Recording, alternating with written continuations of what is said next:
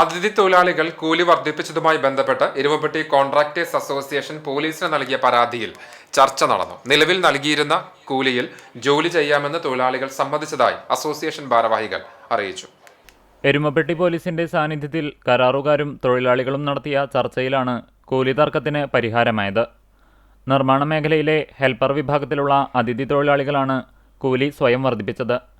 നിർമ്മാണ മേഖലയിലെ ഒരു തൊഴിലാളിക്ക് 840 രൂപ കൂലിയും ഭക്ഷണവുമാണ് ലേബർ ഓഫീസിൽ നിന്നും നിശ്ചയിച്ചിട്ടുള്ളത്. എന്നാൽ 900 രൂപയും ഭക്ഷണവും കരാറുകാർ നിലവിൽ നൽകുന്നുണ്ട്.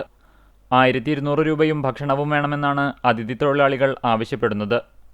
ഈ കൂലി നൽകിയാൽ കെട്ടിട നിർമ്മാണങ്ങൾ കരാറെടുത്തവർക്ക് ഭീമമായ നഷ്ടം സംഭവിക്കുമെന്നാണ് കോൺട്രാക്ടേഴ്സ് അസോസിയേഷൻ ഭാരവാഹികൾ പറയുന്നത്. 1200 രൂപയാണ് ഒരു മെയിൻ പണിക്കാരൻ്റെ കൂലി.